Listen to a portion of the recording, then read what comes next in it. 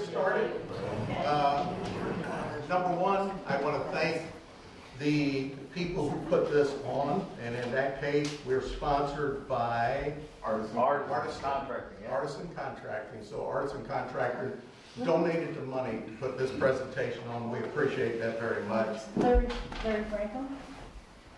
I'm sorry? Larry Franklin? Mm-hmm. Yeah. Yes. Yeah, I know all about it. Yeah, I think Larry sold out, didn't he?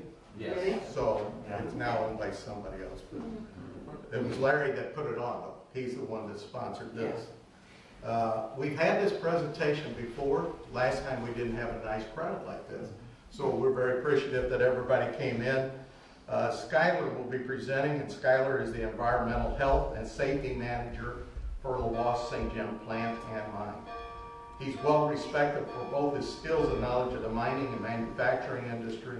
Skylar is frequently called upon to answer questions and provide guidance to others. Skylar has extensive experience working in this field and has worked at Lhoist since St. John operations began in 1995.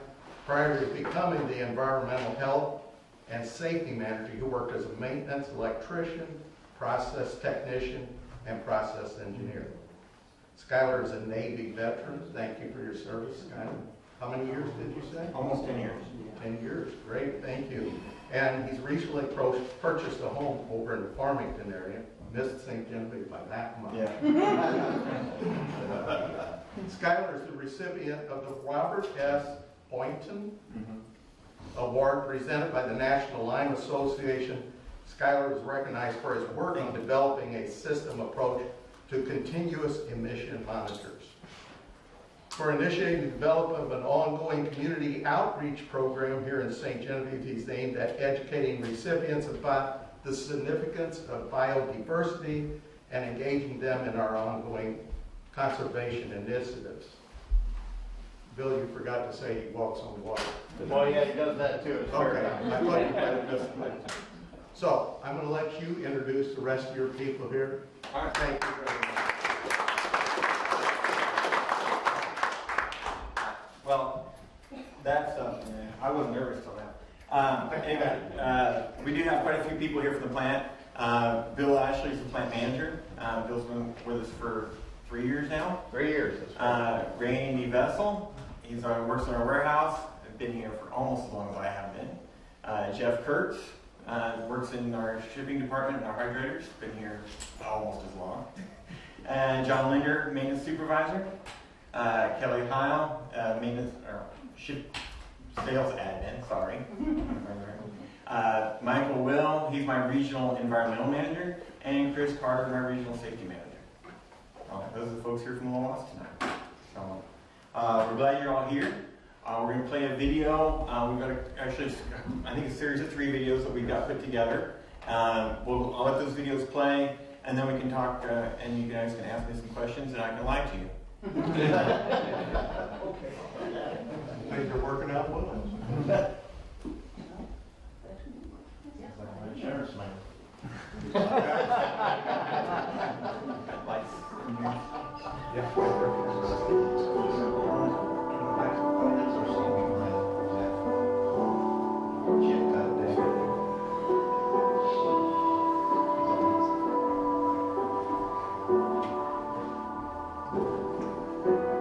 For 125 years, the Lhoist Group has grown through generations.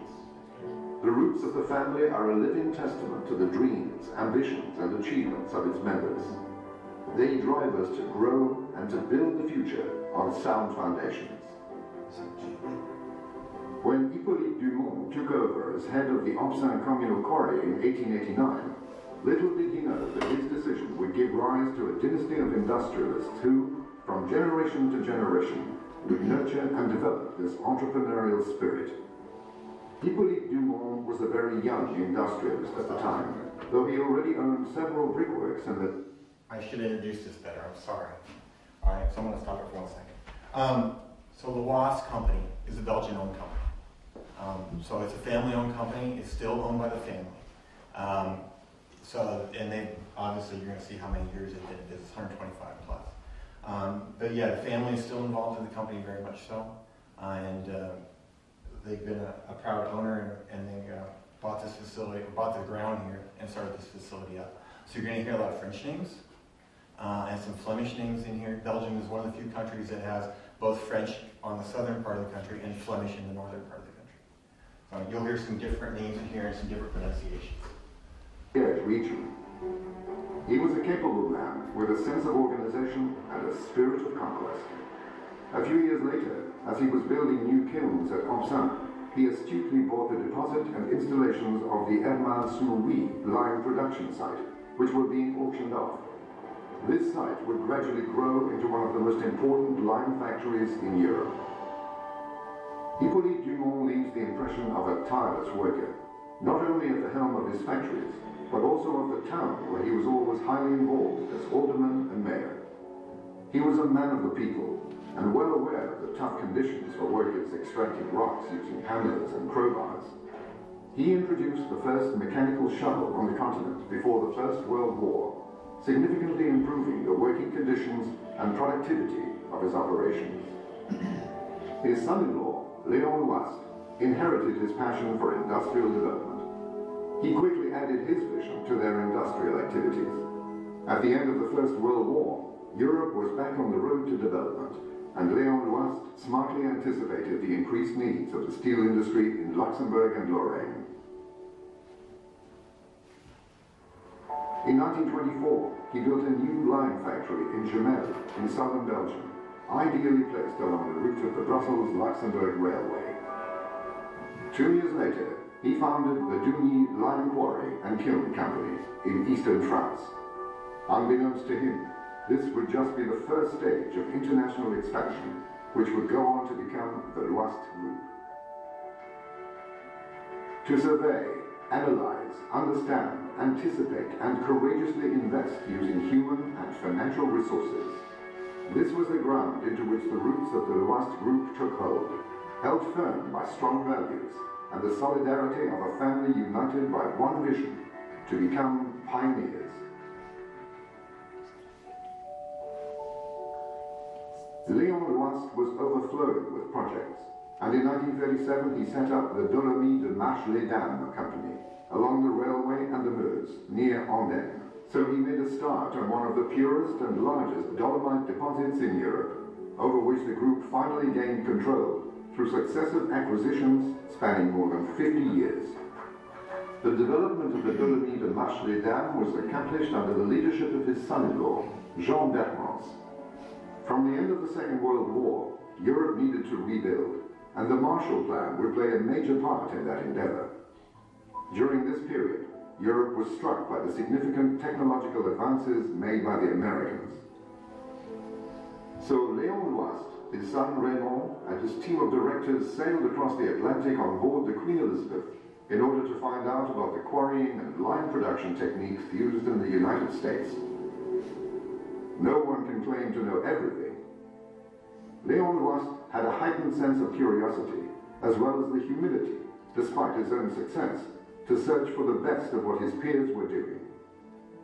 In need of new ideas, needing to be innovative, to understand and to apply, in order to progress further.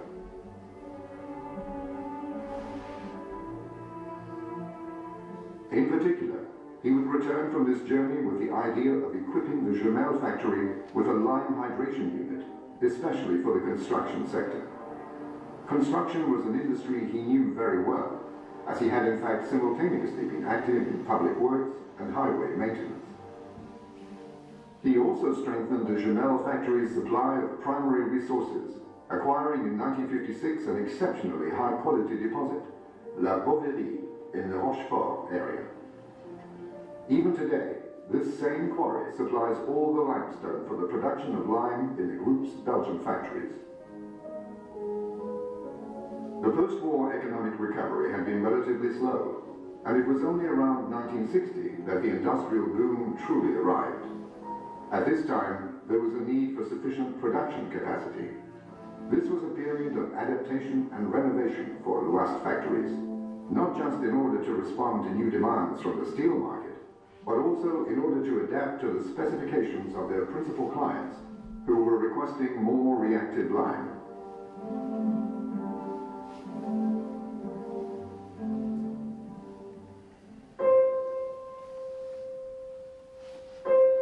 Léon Lhoist died in 1971 at the age of 77, but not before he had assembled his entire family at Les Buissonnets, the family home near to Rochefort. After his death, the third generation had been very active. Raymond Lhoist and his sister Elisabeth Bermans consolidated the group as a whole by buying the shares of all their cousins in the Dumont-Wattier company following the first oil crisis. Soon, the fourth generation, Jean-Pierre Bermans, Léon Albert Lhoist and Vincent Bermans, would take over the mantle and enter into business. Each generation brought with it its own dream, its own vision, and new ambition. Under the leadership of Jean-Pierre Bermans, they would significantly expand the group's horizons. Next came the Great Leap. Over the second half of the 70s, the situation in Europe deteriorated. Raymond Lhoist and Elisabeth Bermans actively supported the fourth generation with their expansion and development plans. The Lhoist group crossed the Atlantic once again, but this time to invest over there. In 1981, they took an initial minority stake in Chemical Lime, founded by Tom Chambers, then acquired Genstar's lime division in 1986 and Allied Lime in 1989. Over 10 years, Lhoist had become the largest lime producer of the period in the United States.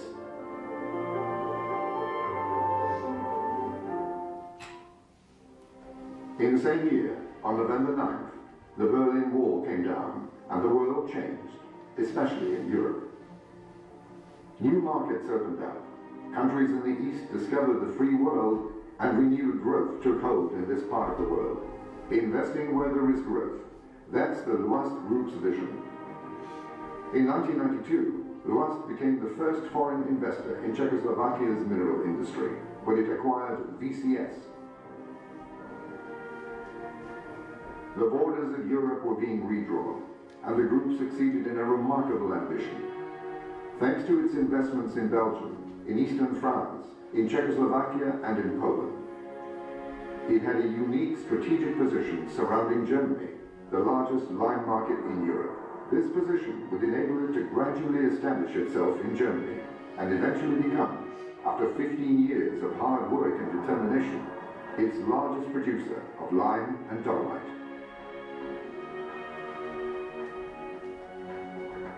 At the same time, Lhoist established itself in the Netherlands, Denmark, England, southern France, Spain and Portugal.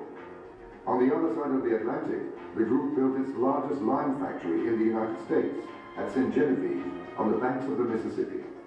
It thus gained the strategic commercial position which would determine its growth.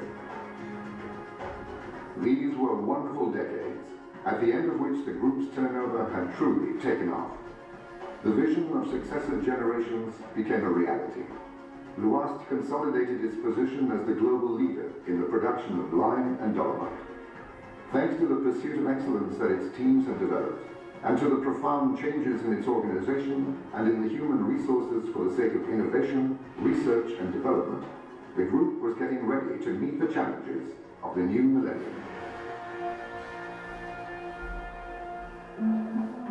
Thus, in the new Limoillet headquarters built a few years earlier, the management became truly international, with dozens of different nationalities intermingling, various cultures enriching one another, their perspectives broadened in order to shape the world of tomorrow.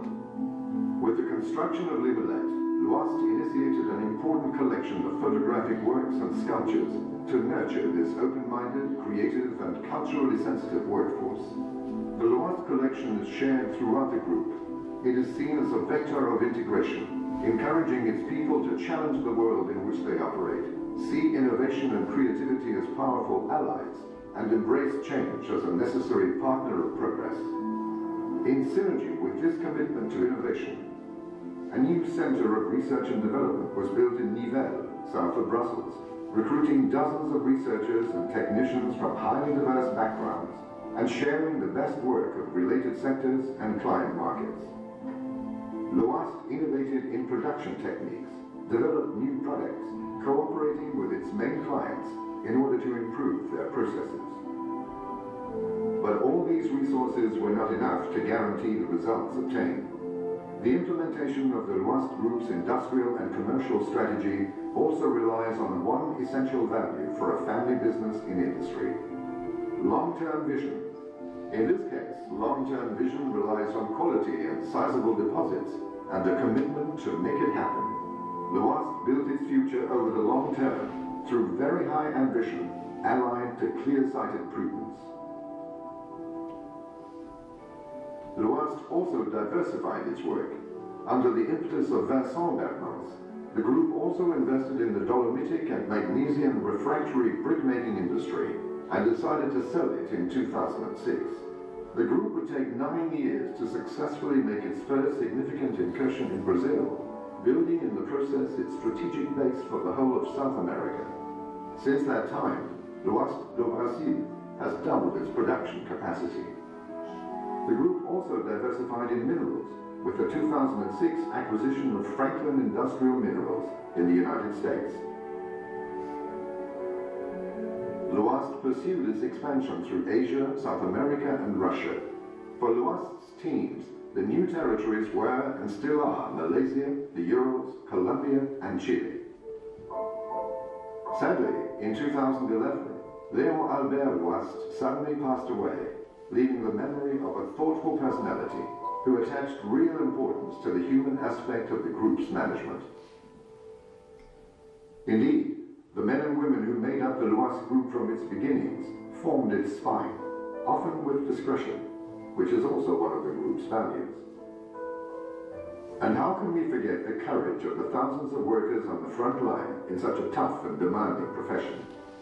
It's also thanks to them that today, 125 years after its inception, the Lhoist Group incorporates 40 nationalities, 26 countries, 6,000 employees, 90 factories, over 100 quarries, 650 patents registered throughout the world, and over 100 registered inventions.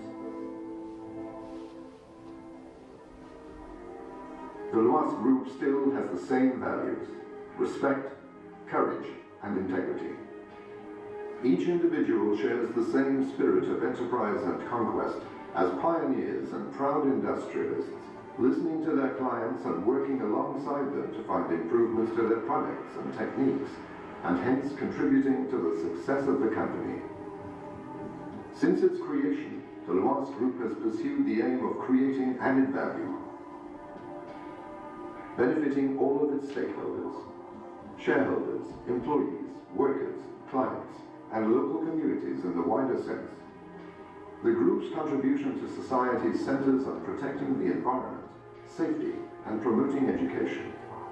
Since its business is all about valorizing a natural resource taken from the ground, Lhoist firmly believes that it must give back more than it receives.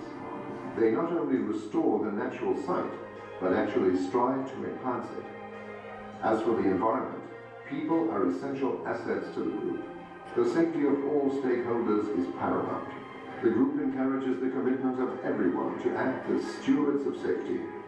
Lhoist also actively supports educational projects internally and externally, spanning initiatives for young children, executive management programs, and an in-house university.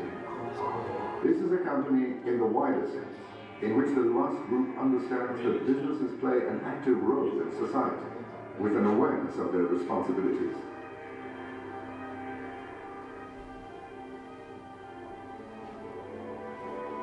A 125 years on from its inception, Lhoist has preserved its roots, those of a united family, strengthened by the support of its fourth and fifth generations, and by the dedication of all of its associates.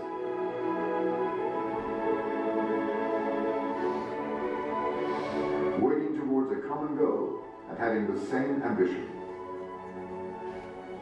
As such, today, Lhoist has its roots pointing definitively up to the sky.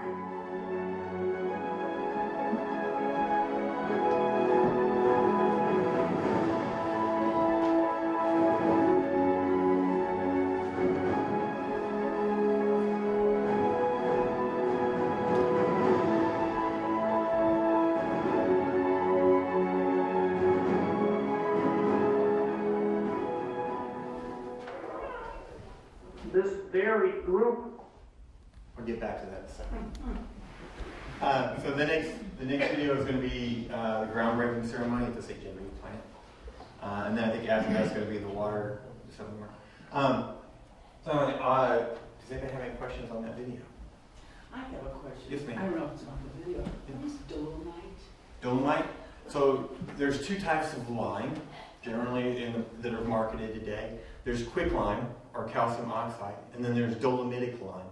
Dolomitic lime, so the way we rate lime as it's sold out the door here is be available calcium oxide. And the lime in this St. Genevieve is one of the best deposits in North America. It's one of the purest stones. So, we can make product that's going to be in the 94, 95, 96% calcium oxide. Dolomitic lime is going to have some magnesium in it. It's going to be in the 20 to 30% range. What would that typically be used to? Most of the dolomitic limes are going to steel mills. They use it to help pull, when they put it in the slag on top, and it helps pull the impurities out. Okay. So it helps purify the steel and makes a higher quality steel than what you would have traditionally been able to make years ago. Thank you. Okay. Any questions? Okay. A couple of things I'll point out there is World War II. The Bergman family and the Lhoist family wound up working as slaves in their own factories. So it would have been a hard time for them. And then what else was I want to talk about? Jean-Pierre Bergman and his brother Vincent, they were in St. Genevieve a long time before this plant was built. They actually worked at Mississippi Lime Company. They came over here, they were friends with the Jinks family, and they came over here and worked at the facility. So they learned from the ground up.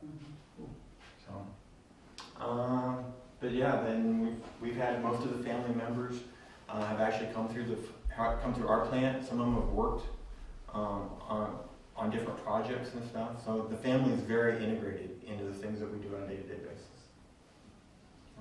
How does this plant rate with the other plants? Is this a larger plant than most of your plants? Or? Yeah, there's the plant in Germany I think is the largest. And then we have a plant in Alabama. Michael spends a lot of time at. It would be equivalent to us. Apex, which is right outside of Las Vegas, Nevada. It's a little bigger. And the one in Nelson, Arizona, which is in Peach Springs, Arizona, is probably pretty close. We're one of the newer plants. Us and the plant at O'Neill, Alabama are approximately the same age. We're both 95, 97 range. 1995, 97. Any other questions? Okay. So this is the groundbreaking ceremony. This is John Mullins. He was the original plant manager at this facility through the construction phase and through the first couple of years. And you probably see some folks familiar here if you've been around town for a while. We have the feeling that of the benefits that this company is going to give. We are going to bring a wide variety of benefits we feel to the community. We're going to be making this community into even a greater lime producer than what it is. What an exciting event to be here and to be associated with such an incredible location as this. Right here on mile marker 127, we'll build a plant that will truly be a sight. If you come around the river there, you will see an incredible industrial plant. This will be one of the largest greenfield lime operations ever built in the world. 900,000 tons of lime production capacity, using almost 2 million tons of stone.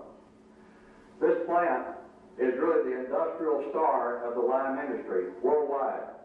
It utilizes best available control technology that is absolutely the best that is on the market today. And you will be amazed when you see it. I want to thank you again, you the folks of St. Genevieve, for your efforts in supporting us. It's fantastic. We feel very much a part to be a part of you. And we look forward to really building on that foundation of relationship with you. The addition of this facility will truly make St. Genevieve the lime capital of the world. On behalf of the Governor of Missouri and the Department of Economic Development, I'd like to welcome Chemical Line Company here to Missouri and wish the company a very long and profitable relationship with the state of Missouri and with the citizens of St. Genevieve. And I have a certificate here that I'd like to present to the company, and I'm going to go ahead and read that. It says, on behalf of the state of Missouri, it is with great pleasure that we welcome Chemical Line Company to the county of St. Genevieve. We appreciate your confidence and investment in Missouri and wish you continued success and prosperity. It's signed by Mel Carnahan, Governor of the state of Missouri.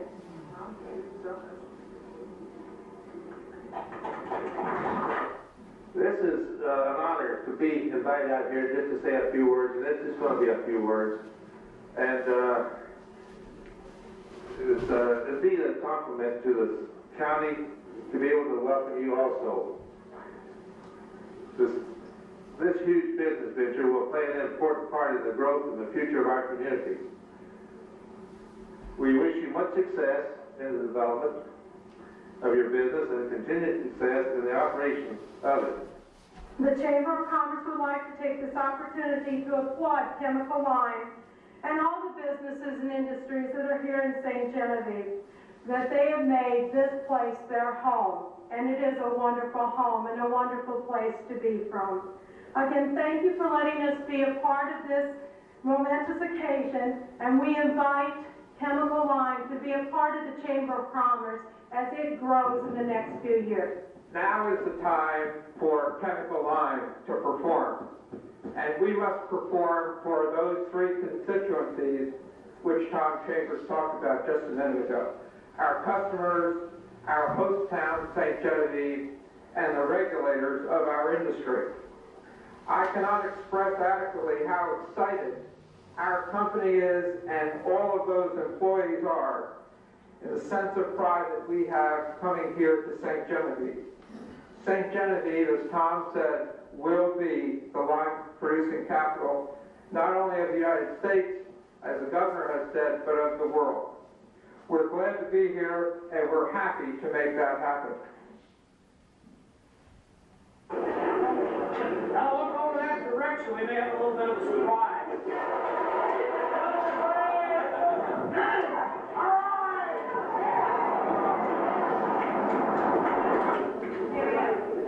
In production since 1995, the plant, with its 2 rotary kilns and preheaters, produces 900,000 tons of high-quality quicklime annually. Operations are automated, using advanced manufacturing and environmental control technologies. The limestone deposit adjacent to the facility has reserves in excess of 100 years. Rail and truck shipments leave the plant daily for local markets. But for more distant operations, the strategic location of the St. Genevieve facility enables Chemical Line to offer our customers the most economical means of long-distance shipment by barge. A comparison between barge, rail, and truck quickly reveals that other modes of transporting lime simply cannot compete with water. From St. Genevieve, we serve customers in the Ohio River Valley and throughout the Midwest, as well as points north and south. Company-owned water terminals are located in West Virginia, Louisiana, and Texas. From the Mississippi, the Intercoastal Waterway puts Gulf and Atlantic ports in easy reach for transshipment of Chemical Line products throughout the Caribbean and potentially the world, which puts Chemical Line in a position to make global connections into the new millennium. St. Genevieve is well on its way to becoming the leading low-cost producer of high-quality lime products on the river system. This enables us to expand our customer base in the highway, environmental, steel, wastewater treatment, and construction industries.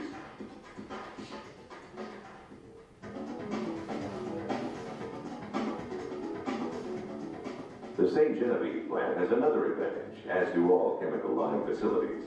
Its people. The company encourages personal initiative and professional development. The result is a talented group of people who understand that customers are the foundation of our business, and that the most important goal is the success our customers achieve as a result of our products and services. Whenever and wherever a customer may have a problem, Chemical Lime will be there with a solution. The St. Genevieve facility brings Chemical Lime customers a new dimension in the high quality and consistency of our products, delivered via low-cost water transport. In bringing this essential chemical to the American marketplace and beyond, Chemical Lime Company continues the tradition that built this nation, using water, the life stream of commerce.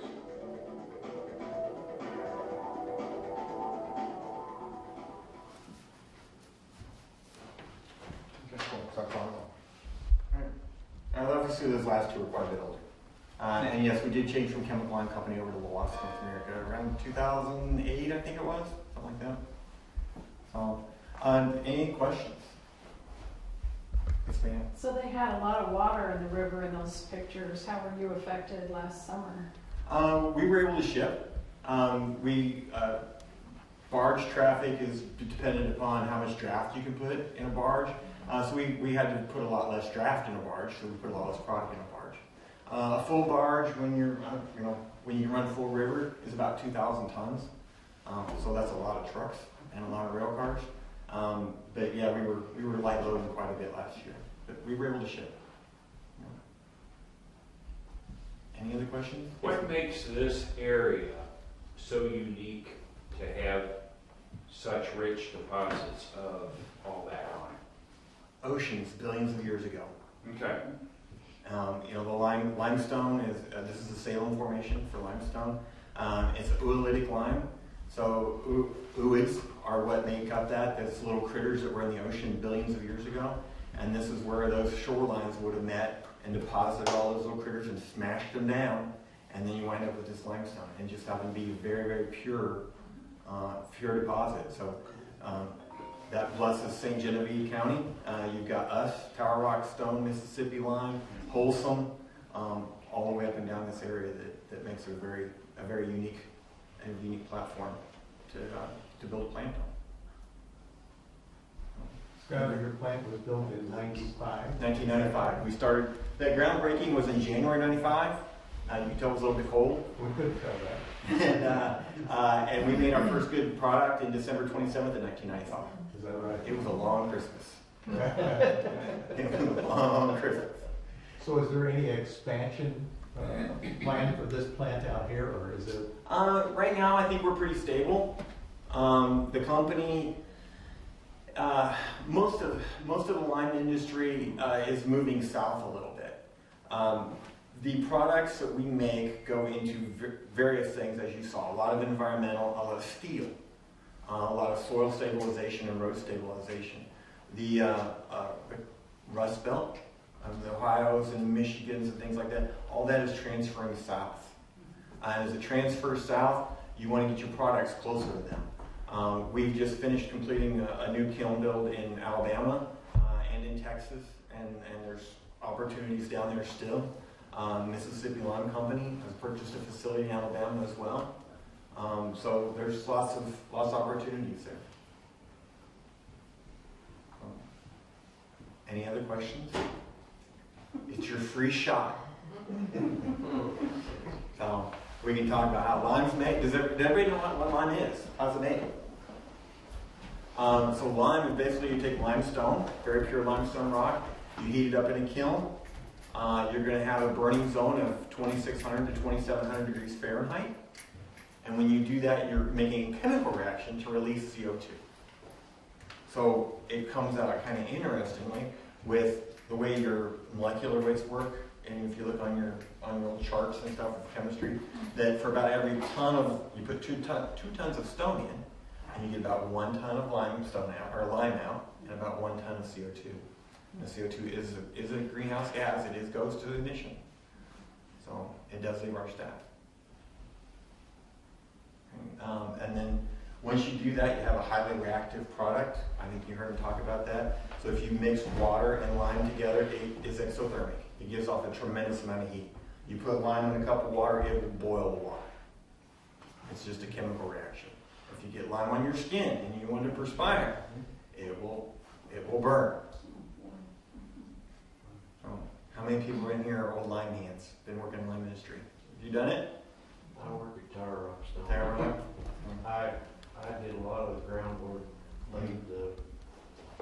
they put their concrete and stuff on.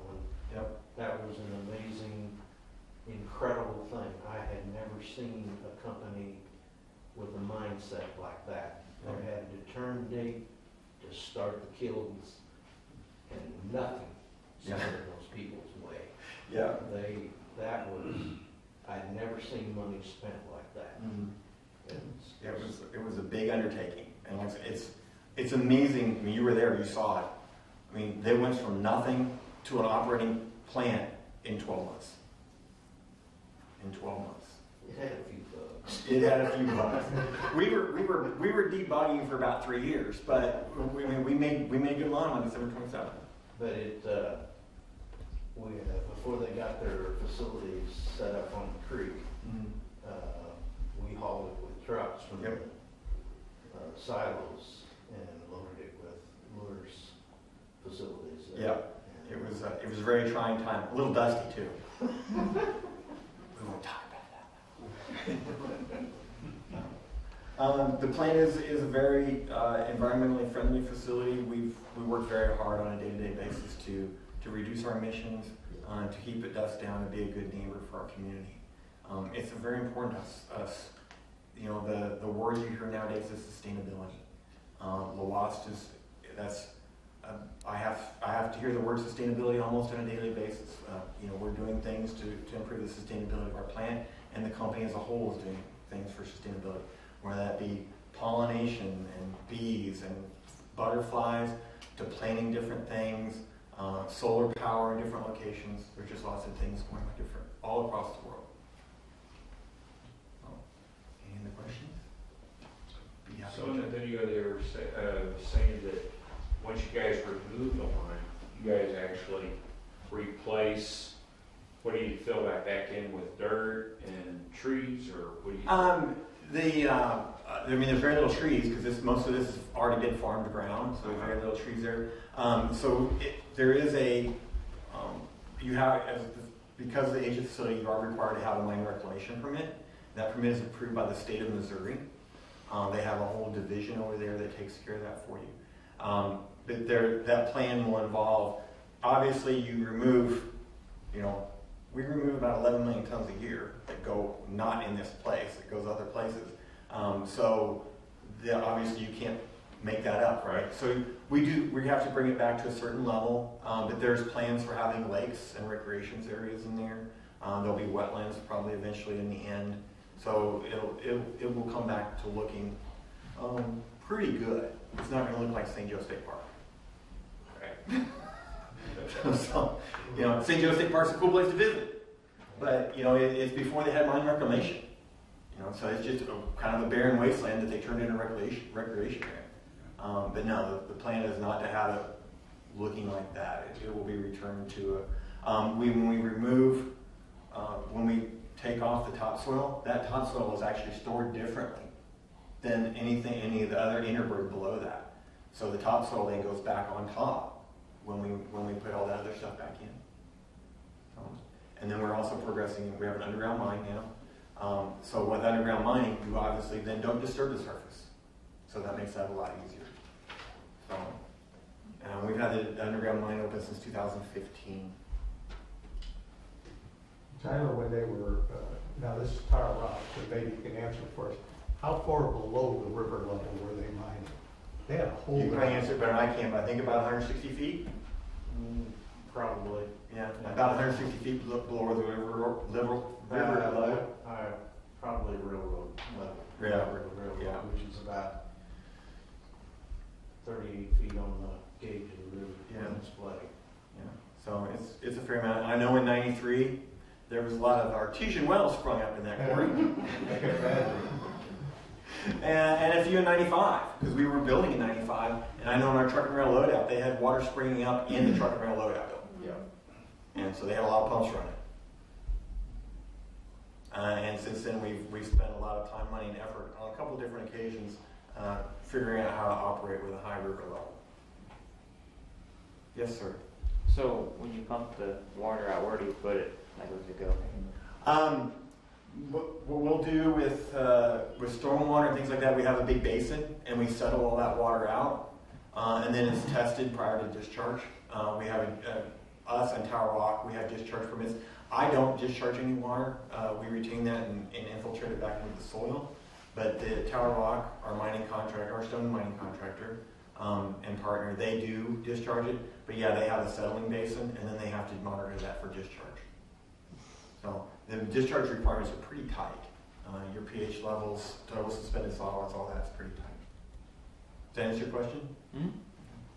Does the pH level of the finished product, is that quite a bit different than the limestone itself? Yes, yes. The pH of quicklime is going to be in the upper 12 range. Okay. And then the limestone itself is going to be fairly neutral. I don't know. I've never tested limestone. It's probably 7. 7. Yeah, probably close to 7, 8.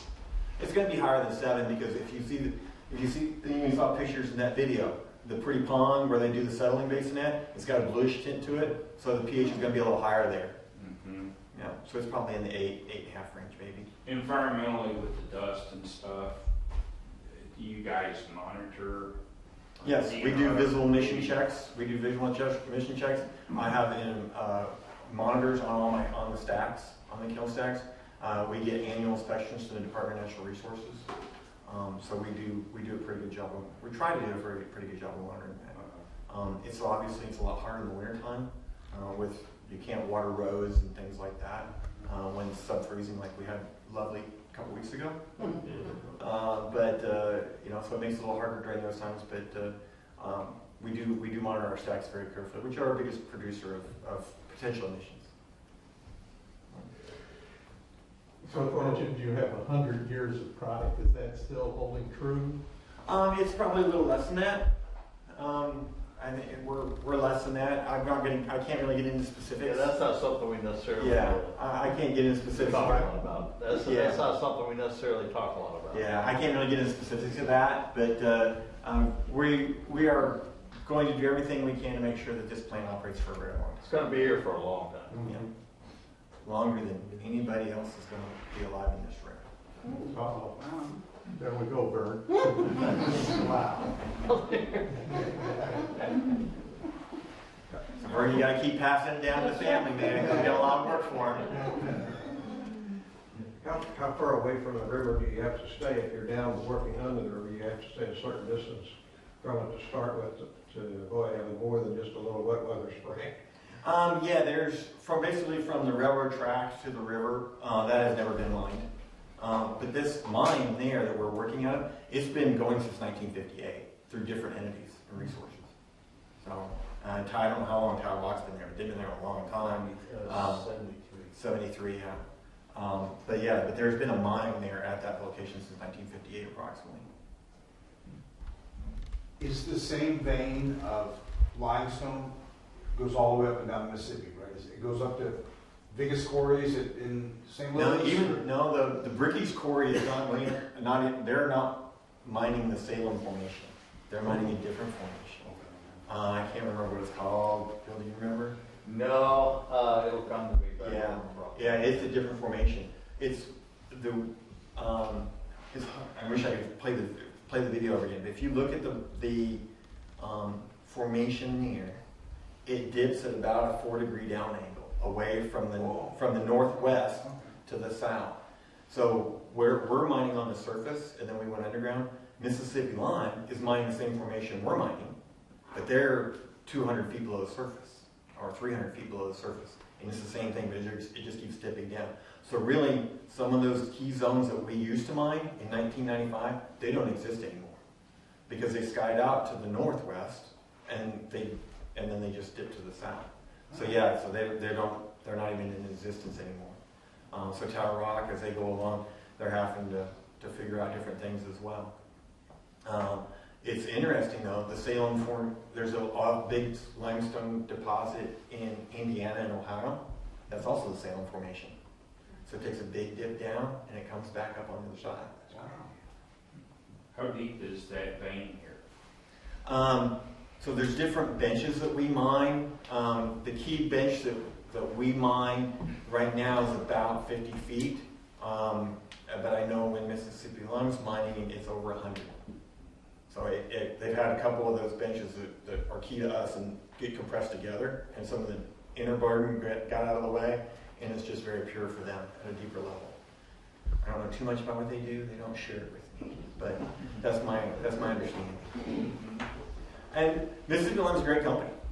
This community wouldn't exist without it. It really wouldn't, you know. And they've been here a long time, and I have friends that work over there that do environmental health and safety, and they care about their job and they care about their people. So I'm not going to say anything bad about them. So we've had Mississippi Lime put this presentation on, and that was a very interesting presentation. Tar Rock Stone and the Lure Company is working with us now to do what you guys are doing. They're putting together a video just the same as you have, and they're going to make a presentation. And then Bricky's, we've been with Bricky's, and Bricky's is going to come in and do a presentation, much like you have. Hopefully they do a better job than I do. Not possible, Skyler. Not possible. Any other questions? I was gonna ask, like, how do you know where to detonate, or like how much?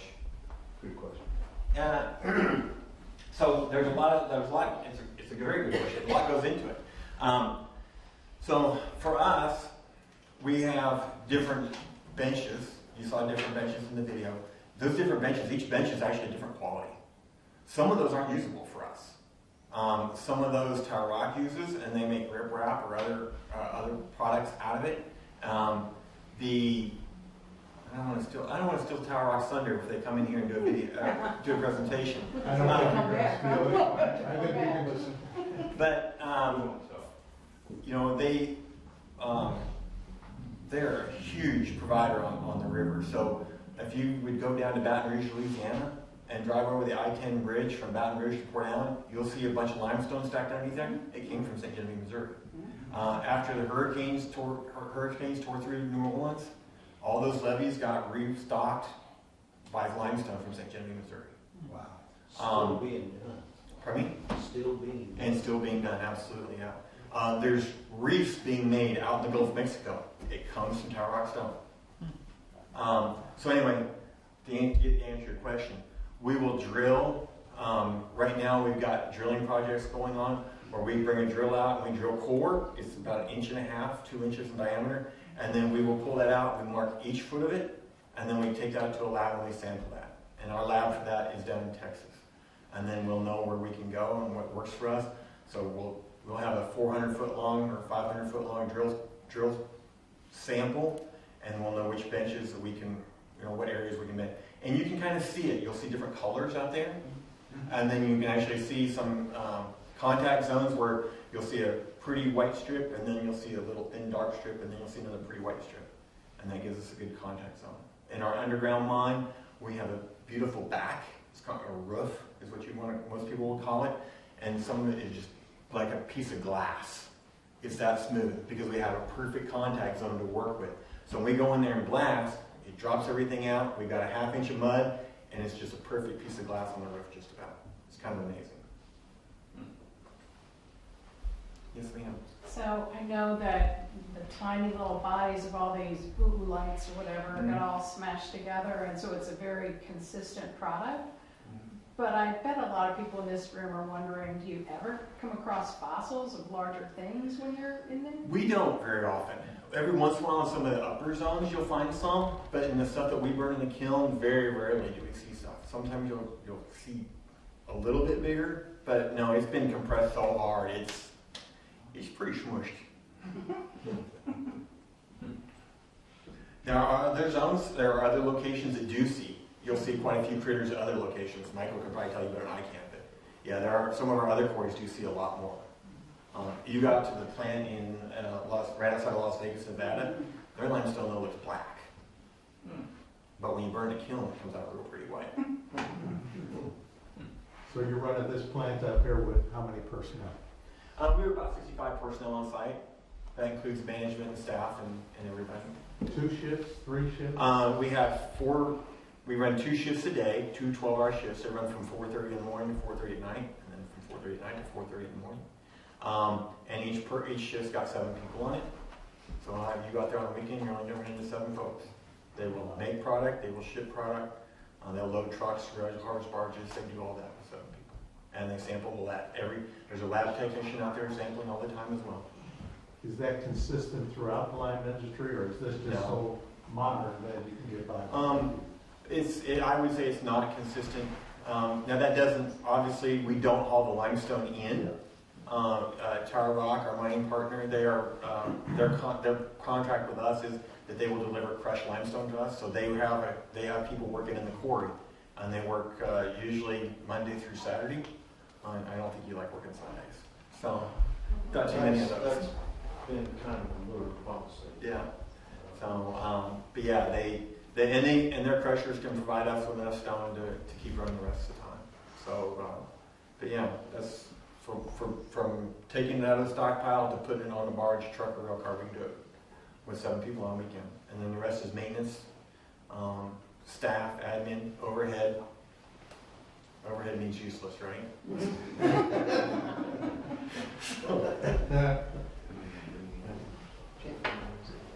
Any other questions?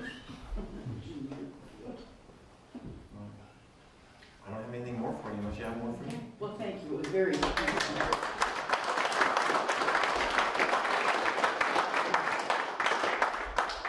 So upcoming, not this week, but next week, we have a second presentation of the historic homes in St. Genevieve, put on by Baker and Bob Mueller. So they'll put on the second presentation of that. That's homes that were in St. Genevieve but are gone now. And they'll tell you the story about people who owned those homes, how they came to be, how they came to be destroyed, and some very interesting stories to go with that. Also, on the wall out here, just beyond the transfer boat, you'll see a blank wall right now. That wall's being prepared for the Audubon display. We're going to put the John Audubon display there. I'll let Fred tell you a little bit about what's going to go on that wall. Okay, so there was a union between John Audubon and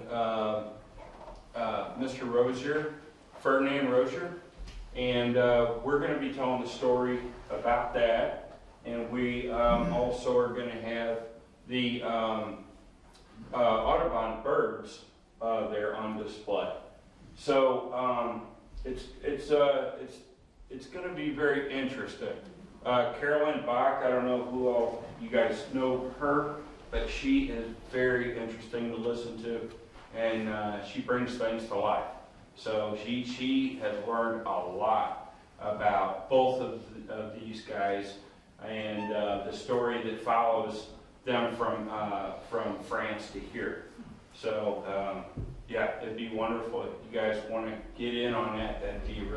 I'm really looking forward to that. So we took the birds that were the Audubon birds, and we wanted to make sure they were authentic to John Audubon. So I don't know how many years old those birds are, but Fred actually took them out to the hospital and they x-rayed those birds. And it was great to watch them take a photo of a bird that's 200 years old. And CT scan. And CT scan. What they were looking for was the wire and how it was put together, and compare that to some real known John Audubon displays and see if it was actually he that did those. So all of that display is going to be over here. We have a lot of documentation, letters back and forth between Rozier and John Audubon, signed by John Audubon, his seal, which his seal had what was in the middle of it, Bert? John Audubon's seal? Yeah, his seal was a turkey. Turkey, yeah. The first bird of the United States was going to be a turkey, but they wound up with the eagle. But he had a bird imprinted in a paper. It would seal and imprint the paper, and it's about like a postage stamp, and it's got round corners, but it's pretty impressive. So, and we've got the originals of this stuff. We've got it. In fact, Vern has rented a box out at the bank and put it in a safety deposit box because we've actually got the originals of John Audubon. And the Audubon Society is not real happy with this because I think we have more stuffed birds than they have. So they're not real proud of that. So that's going to be coming up, I guess, in April. Have we set a date? 12th and 13th of April. So we'll have the grand opening of the John Audubon display. There's another gentleman in Missouri that is very impressed with John Audubon, and Bass Pro. We're hoping. Yeah. Well, I mean, he collects John Audubon stuff. So they actually John Morris. Yeah, Johnny Morris actually collects the John Audubon. He's got his gun and some other parts. They come up and did the whole museum, went through the whole museum, photographed everything with us, and did an interview. And when we got to the back room to the Audubon birds, they went crazy. They actually wanted to know if we wanted to sell those Audubon birds. They're not for sale. So we hope to get a partnership with Johnny Morris. We haven't developed that completely yet, but they have a distinct interest in it. So you'll be watching for that. Please watch our website. All of that will be coming forward. And again, we would like to thank the people who put this on for us. Artisan Contracting, without their support, this wouldn't have happened. So thank you very much for coming. Watch our webpage for future events. Okay. Have a good evening. Stay safe.